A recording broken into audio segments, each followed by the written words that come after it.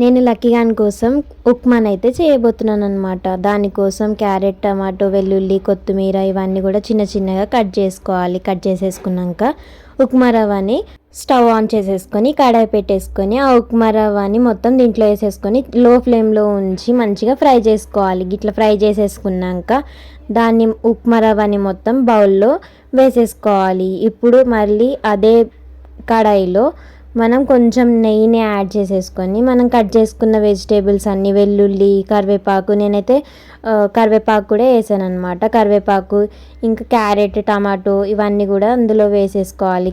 కొత్తిమీర కూడా యాడ్ చేసేసుకున్నాను. మొత్తం ఒకటేసారి అన్నీ వేసేసుకొని మంచిగా లో ఫ్లేమ్లోనే వేయించేసుకోవాలి. ఇట్లా మంచిగా వేయించేసుకున్న తర్వాత లాస్ట్కి పసుపు యాడ్ చేసుకొని ఇంకొకసారి కలిపేసుకోవాలి. కలిపేసుకుంటే మొత్తం పచ్చి వాసన కూడా పోతుందన్నమాట. దాని తర్వాత 1 గ్లాస్ ఆఫ్ వాటర్ యాడ్ చేసేసుకొని సాల్ట్ ఏం అవసరం లేదు. సాల్ట్ వేయాల్సిన అవసరం అస్సలే లేదు. 1 ఇయర్ వరకు సాల్ట్ ఇంకా షుగర్ అస్సలు యాడ్ చేయొద్దు అనమాట. ఇప్పుడైతే ఉప్మా రవ్వని మొత్తం వేసేసుకుంటూ కలుపుకుంటూ వెళ్ళాలన్నమాట. ఎట్ ది సేమ్ టైం వేసుకోవాలి అండ్ అలానే కలుపుకోవాలి. అలా అయితే గడ్డలు కట్టకుండా ఉంటుంది అనమాట. మనం బేబీకి పెడుతున్నాం కాబట్టి సో కేర్ఫుల్గా హ్యాండిల్ చేయండి సరేనా. ఉప్మా రవ్వని పెద్దలు ఎట్లా తింటారో గట్ల కాకుండా చిన్నపిల్లలకి ఎట్లయితే పెట్టాలో గట్లనే పెడదాం సరేనా. నేనైతే గిట్ల మొత్తం ఇంత కన్సిస్టెన్సీ వచ్చేంత వరకు ఉంచుకున్నాను అనమాట. దాని తర్వాత ఉప్మా రవ్వని బౌల్లో సర్వ్ చేసేసుకున్నాను.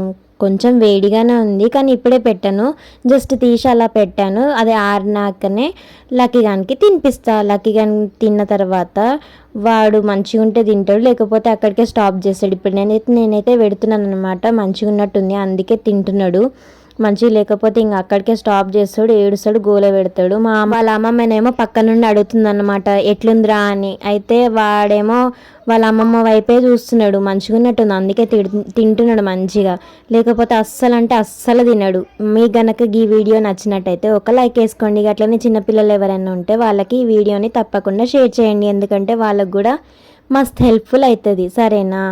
మా లక్కీ గాడైతే మంచిగా తింటున్నాడు. మీరు కూడా ఒకసారి ట్రై చేయండి. Bye bye.